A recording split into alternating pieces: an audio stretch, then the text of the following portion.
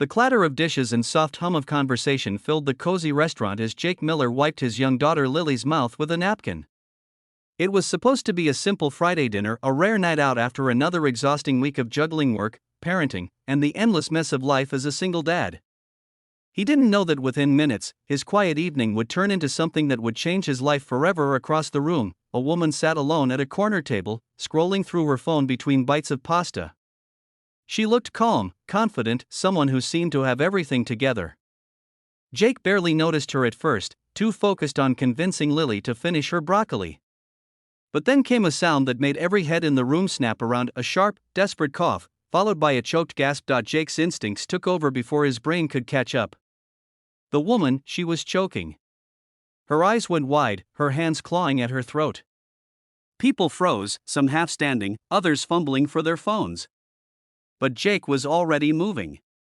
He handed Lily to a nearby waitress and sprinted across the restaurant. Hey, I got you," he said firmly, positioning himself behind the woman. He wrapped his arms around her and performed the Heimlich maneuver, counting in his head. Once. Twice. Then, with a wet cough, the piece of food shot out, clattering onto the plate. She collapsed forward, trembling, gasping for air. The room erupted into applause, but Jake barely noticed. He steadied her, his heart hammering. "You okay?" he asked, voice gentle now. The woman nodded, tears filling her eyes.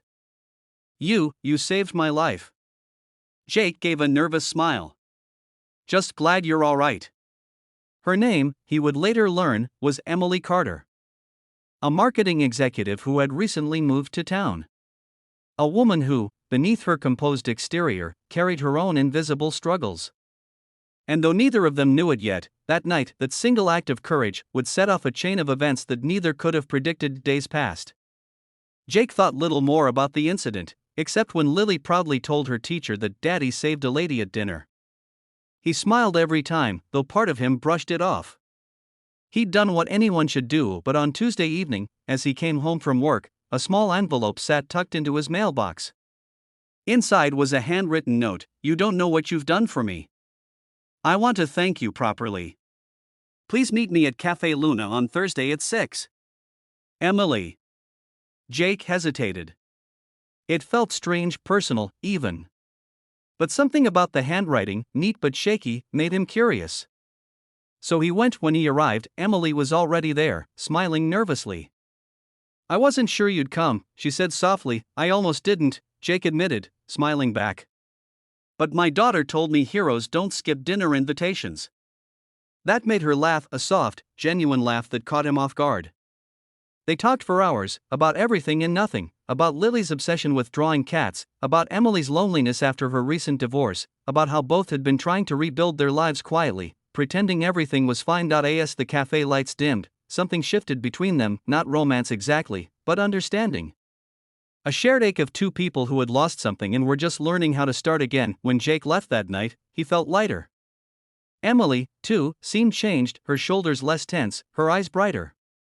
For the first time in years, they both felt seen. But life has a way of testing hearts just when they start to heal. 2 days later, Jake received a call that made his stomach drop. It was from Emily's number, but the voice on the other end wasn't hers. "This is Officer Daniels. Are you related to Emily Carter?"